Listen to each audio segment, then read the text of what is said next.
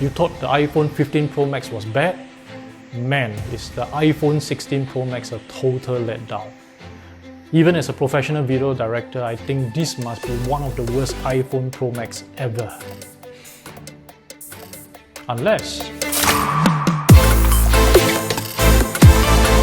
we've produced a lot of videos in our company in the past 8 years, some 1,800 of them. Now, these are professional corporate videos for our clients and they are taken on professional cameras. But in the past 2 years, we have begun to supplement our shoots with camera phones, particularly on iPhone 15s and iPhone 15 Pros. Frankly, the quality of the shots is good enough for social media content, and these phones have made our production pipeline a lot more efficient. And since the introduction of the ProRes Log on the iPhone 15 Pro Max last year, we have gotten footages that are a lot more on par with our Sony cameras. And oftentimes, our clients couldn't even tell the difference between footages taken on our $8,000 camera versus the iPhone. And certainly, when the videos are uploaded onto Instagram or TikTok, the difference is even less noticeable.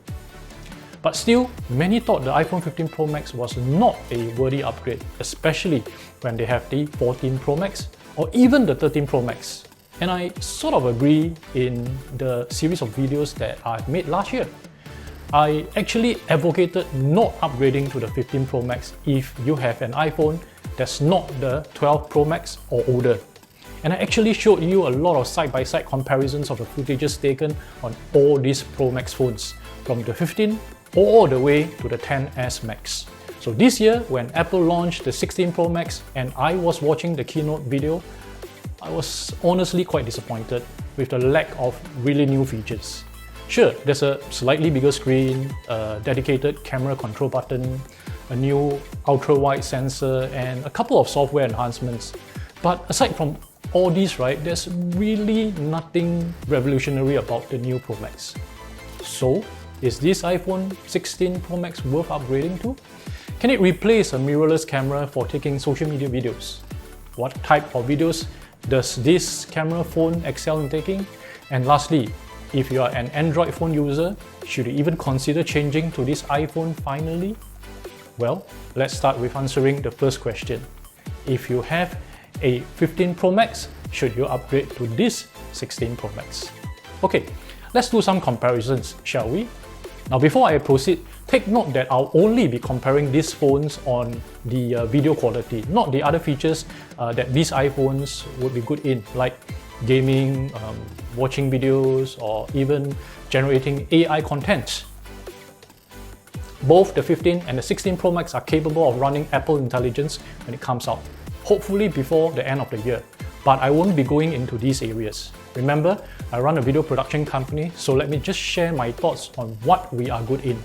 So, these are all the tests that I'll be conducting in this video.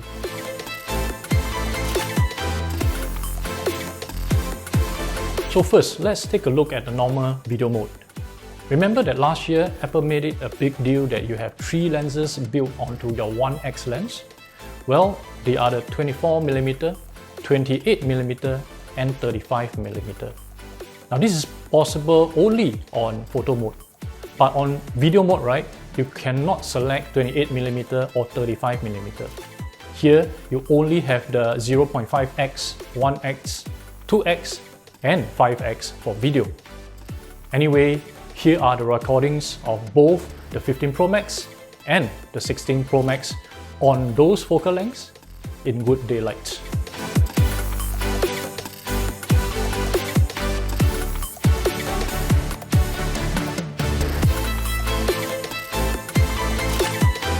As you can see, there is virtually no difference in the quality of the footages in every of these focal lengths.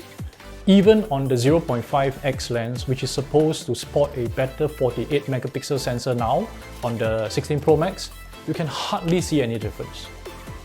So now, let's try shooting in low light conditions with both phones.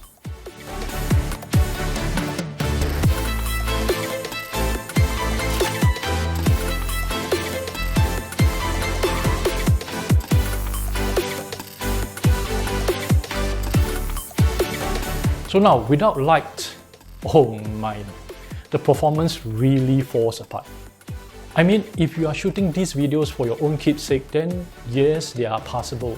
But I cannot use this for our clients or even our own videos for my business. The thing is, no matter how good smartphone cameras are today, right, their sensors are still tiny compared to a real camera sensor. And there's no magic when it comes to real-world physics in terms of the size of the sensor, even with Apple's wizardry in software today. There's an extra macro mode that's used to take extreme close-up. Now this is how the 15 and 16 Pro Max compares. Again, this 0.5x camera has a new sensor that's supposed to take better footages. But as you can see, there's no difference in quality. Why? Well, simply put, higher megapixel count doesn't immediately equate to better quality. And in the case of an iPhone camera sensor which is so tiny, putting in 4 times more pixels on the same area isn't going to capture more light. In fact, it has the reverse effect, as you saw in the nighttime 0.5x shots. Then, what's the 48 megapixel good for? Well, photos really. You get more details arguably, and you can blow up your 0.5x photos more to pixel peak. For videos, well, 12 megapixel is really more than enough for 4K videos. Next, let's compare the slow motion mode. What's new on the iPhone 16 Pro Max is this Fusion 1x camera that's able to take photos and videos twice as fast. I certainly don't understand the technology, especially in Apple's stock, but it basically means that this new iPhone's A18 Pro chipset can process image twice as fast.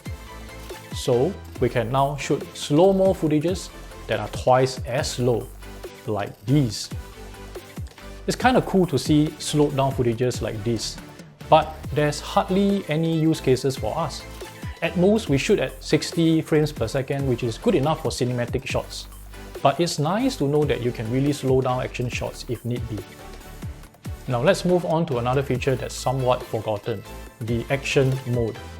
To refresh your memory, this is the software stabilization mode turned on in videos. On the 0.5x and 1x cameras, right, action mode isn't that obvious. But on 2x and especially 5x, action mode really helps when you're walking or even running. Here's how it compares on the 16 Pro Max with and without action mode on 5x. And when we compare to the 15 Pro Max, which introduced this feature, you see that there's virtually no difference in quality. Now next up is a video feature that I got the 15 Pro Max for last year, the cinematic mode. Yes, cinematic mode was introduced on the 13 Pro Max 3 years ago, but it remains one of my most favorite modes when taking B-rolls for my work. If you're not familiar with what cinematic mode is all about, well, just take a look at this shot taken on our mirrorless camera. You see a nice blurry background against the subject, and it looks pleasing and cinematic, right? Now this is called bokeh, and on cameras with bigger sensors and bigger lenses, it's quite easy to achieve this. But on the iPhone, even something as advanced as the 16 Pro Max, there's no way this can be achieved optically because the sensor is just too small. So Apple achieves this mode by computationally introducing the bokeh via software. So this is how cinematic mode looks like on the 16 Pro Max. On the right is the same shot without the computational bokeh. And here it is how it stacks up against the 15 Pro Max on the left. Last but certainly not least is the ProRes Log feature, first introduced on the iPhone 15 Pro Max last year. Now it remains one of my favorite features when I'm taking shots that need to be used more professionally. Simply put, shooting in log allows our editors to have more freedom in correcting, or what we call grading, the colors and exposure during the editing process. So this is the ProRes Log footages of the 15 Pro Max and 16 Pro Max side by side in RAW. Now, there's virtually no difference in the quality from both phones, except for this. As you've seen earlier, the new Fusion 1x camera, again, whatever that means, can allow double the frame rate. So we can shoot ProRes Log shots at 120 FPS now. And correspondingly in post, we can achieve 25% speeds like these on the right. Oh, by the way, this is how the footages will look like after grading. Now it certainly took the iPhone long enough to introduce this log mode. I mean, in the past, this was only accessible on professional cameras. Then action cameras and drones started to get this capability. And only last year, Log finally came to the iPhone. Yes, it does come with many criteria like the need for an external SSD for recording the super huge files, right? But for professional videographers who are serious in grading, this log mode is really a big plus to have. Oh, wait, I forgot. There's one more new thing that the 16 Pro Max comes with. This capture control. I mean, Apple calls it whatever they want. It's a camera button that really allows you to go into the camera app more quickly, which, well, you already have so many ways to do so. But it does more, like allowing you to slide the button for function selection. Now, in my opinion, this is very clunky and I haven't been able to get used to it still. It's trying to achieve the half-press feel on a camera, but it's quite difficult to get the pressure right at first. And sliding it to select the exposure, focal lengths, lenses, and so on, right, just isn't intuitive. Maybe it's a new feature that we all need getting used to, but I suspect it's going to be a white elephant on my phone. So in summary, if you already have the iPhone 15 Pro Max, should you upgrade to this 16 Pro Max for its video capabilities? Well, I reckon video functionality wise, the only most major difference is the 4K 120 or the 1080 240 frame rate that's now available. Everything else is either the same on the 15 Pro Max or gimmick. So if you're wondering if you should upgrade from a 15 Pro Max, then my recommendation is a resounding no. But what if you're on the 14, 13 or even 12 Pro Max? Let me break it down for you then. Now, if you still have the 14 or 13 Pro Max, you probably can still get away with comparable video footages 95% of the time. Unless you really need ProRes Log, which 99% of users will never need. Don't waste your money to upgrade. But if you're still on the 12 Pro Max, then you probably should get the 16 Pro Max. You enjoy so many more new features like the cinematic mode, the 5x lens, and a much better 1x camera.